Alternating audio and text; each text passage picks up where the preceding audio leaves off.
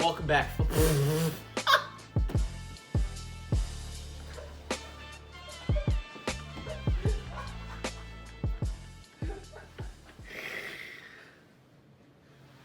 Anyways, welcome back, you sons of whores. Back with another fucking video today, talking about some fucking football, as usual. Had something on my mind, been watching him all season long. Been watching him from afar, and I really like this guy. Not in a gay way. But, the man I'm talking about, you guessed it, Michael fucking Thomas. The man from Ohio State. And I have a little, might be a little early to say, might be a little rough. People might come at me saying, you fucking idiot. Who the fuck do you think you are? I don't know, but it's just what I think. And I'm here to tell you that not only do I believe Michael Thomas is the best receiver in the NFL, he could be the next Jerry Rice. That's right, I know, come at me with all the shit you gotta say. I don't give a fuck. This man is breaking record after record after record. And soon by the end of this season, he's going to break Marvin Harrison's record of most catches in a single season. Marvin Harrison's record, obviously, is the famous 143. We have 2 games to go still, and Michael is at 133, only 10 catches away. Michael's averaging about 9 catches a game. So with that number, Michael will be within 1 by next week's game, and all it'll take is just that 1 catch.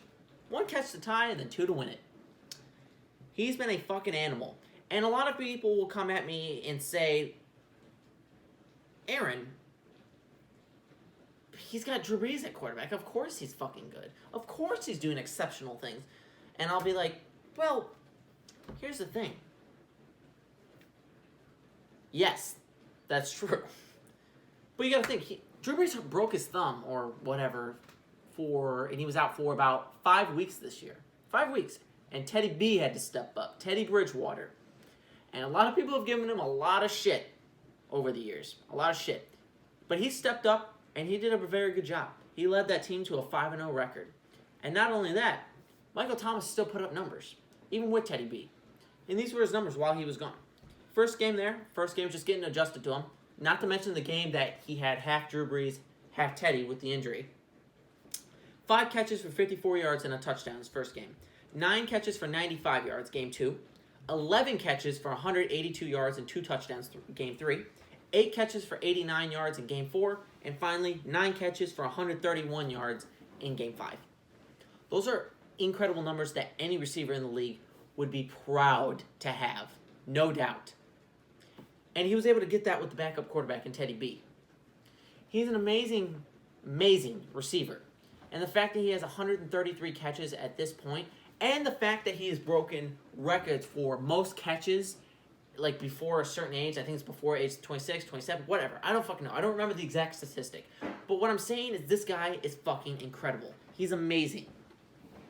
Michael Thomas, I believe, is, let me get this exactly correct, he is only 26 years old. 26 years old. And he's doing remarkable things. He's doing things and setting up new stats, and it might change, who knows, with when Drew Brees finally retires, and his numbers may go down. It probably will. When you lose an MVP-type caliber quarterback to throw to you, obviously your numbers are going to go down.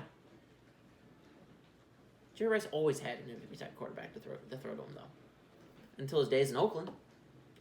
Hey, Joe Montana, I know how to fucking say it. And Steve Young.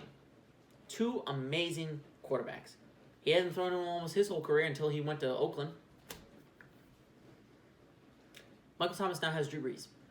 Yes, we excel when we have an equally good football player giving us the football. When we have somebody else who is also very good at their craft throwing the ball. Of course they're going to provide more points, provide more stats. Of course they're going to give you more.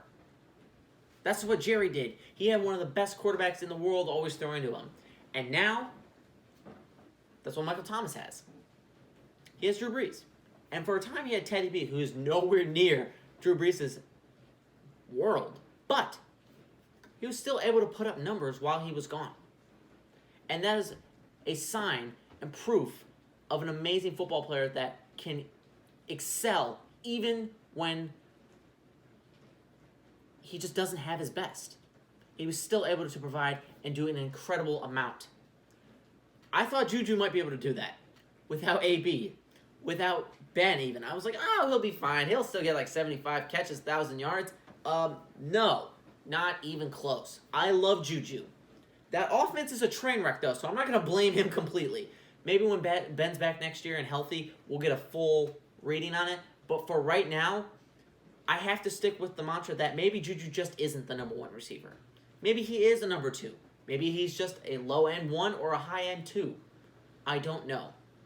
But what I do know about Michael Thomas, even when the cards were down, when everything was up against him, when he had all this adversity against him when Drew went down, he still excelled. He was still amazing, and he was still an incredible wide receiver. He now has 133 catches on the season with 1,552 yards, 8 touchdowns. This man has, I don't believe he's broken it. He might have broken AB's record of 5 catches, 50 yards for however many games in a row. And he's just going to keep going. He's just going to keep providing.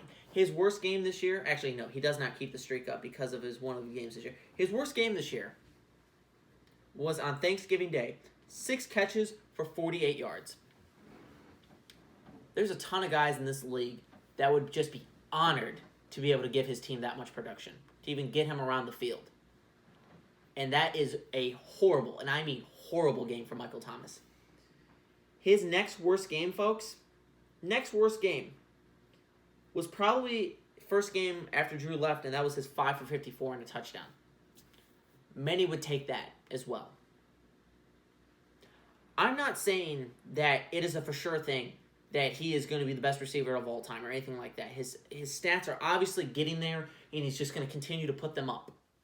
What I'm telling you, though, is he may not be the fastest ever either. But what I'm telling you is he produces, he's available, and he gets the job done. He rarely drops the football either. Trust me, when fucking Michael Thomas drops a football, you will see Sean Payton on the fucking sideline, and he's going to be freaking out, going like, he's going to be freaking the fuck out. He's going to be like, what the fuck just happened? You'll throw to Michael Thomas, you immediately expect a catch. Like, oh, it's fine. It's good. Catch is done. He'll get some yards. We're fine. We're good. As long as that doesn't get tapped away, knocked down, we're fine. So when he does drop it in those rare scenarios, trust me, Sean Payton's having a goddamn aneurysm. This is one of the most sure-handed receivers in the league. And not only that, I believe he is the best receiver in the league. Go fuck yourself, AB. We'll see you next episode.